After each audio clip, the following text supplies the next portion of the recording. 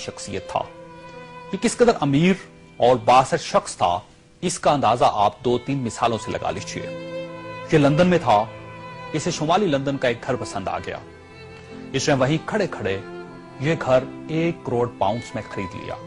ये पाकिस्तानी रुपए में 1 अरब 40 करोड़ रुपए बनते हैं। इसने 2009 में मॉन्टे कार्लो में अपनी 37वीं सालगिरह मनाई। ये दुनिया की महंगी तरीन सालगिरह थी, जिसमें रूस के एल्युमिनियम टाइकॉन ओलेग टेरिपास्का, सोने की कानों के मालिक पीटर मुंक और मोनाको के शहजादे अल्बर्ट समेत दुनिया भर की मशहूर शख्सियात ने शिरकत की। ये पेंटिंग खरीदने का शौकीन था। इसके पास अरबों डॉलर के शाहपारे थे और ये तमाम शाहपारे इसके महलात में लगे थे। इसे 2006 में इजरायली अदाकारा ऑर्ली वेंसमैन अच्छी लग गई, तो इसने उसके गिर्द दौलत के अंबार लगा दिए। चुनांचे ये इसकी गर्लफ्रेंड बन गई और ये दुनिया की महंगी तरीन गर्लफ्रेंड थी। बरतानवी वज़ीर-ए-आज़म टोनी ब्लेयर इसे अपना जाती दोस्त कहता था और इस पर 10 डाउनिंग स्ट्रीट के दरवाजे हर वक्त खुले रहते थे। बरतानवी शाही खानदान ने इसे कई बार बकिंगम पैलेस और विंडसर कासल में लंच और डिनर दिए थे। ये लंदन और पेरिस में प्ले बॉय की जिंदगी गुजारता था और इसे दुनिया जहान के कानून तोड़कर बहुत खुशी होती थी। इसने एक बार पेरिस की शांज़-एलीज़े पर 120 किलोमीटर की रफ्तार से गाड़ी चलाकर पूरी यूरोपीय दुनिया को हैरान कर दिया और पेरिस की सिटी हुकूमत कोशिश के बावजूद इसका चालान न कर सकी। ये लीबिया की इन्वेस्टमेंट अथॉरिटी का सरबराह भी था और यह अथॉरिटी दुनिया के किसी भी मुल्क में किसी भी वक्त $10 बिलियन तक की सरमायाकारी कर सकती थी और यह एक बहुत बड़ा इस्तेहकाक था। इस शख्स का नाम नाज़रीन सैफुल इस्लाम है और ये लीबिया के साबिक हुक्मरान कर्नल कज़ाफी का बेटा है। सैफुल इस्लाम कर्नल कज़ाफी का वारिस और वली-अहद भी था और इसे दुनिया का इसके बारे में ख्याल था कि यह कर्नल कज़ाफी के बाद लीबिया का हुक्मरान होगा।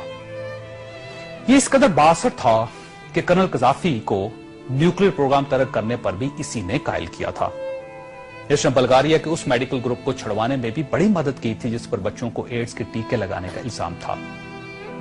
बर्लिन नाइट क्लब और लाक्रोबी धमाके के मुतासिरीन को मुआवजा भी इसी के हुक्म से जारी हुआ था। अब मैं आपको इसकी ताजा तरीन तस्वीरें दिखाना चाहता हूं।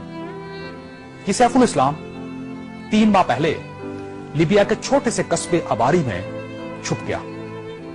ये 2 दिन पहले 19 नवंबर को कस्बे के एक ऐसे कमरे से बरामद हुआ जिसमें बाथरूम तक नहीं था और ये बदबूदार पुराने कंबल में लिपटा था। इसकी उंगलियों पर प्लस्तर चढ़ा हुआ था और यह प्लस्तर भी इसने खुद चढ़ाया था क्योंकि इसे डॉक्टर तक की सहूलत हासिल नहीं थी। ये सैफुल इस्लाम इस वक्त लीबिया की मौजूदा हुकूमत के कब्जे में है और पूरी दुनिया में कोई शख्स इस शख्स को पनाह देने के लिए तैयार नहीं जो 3 माह पहले तक मलका बरतानिया का शाही मेहमान बनता था और टोनी ब्लेयर इसे माय फ्रेंड कहता था और पेरिस की कंपनियां इसके लिए खसूसी खुशबू इजाद करती थी।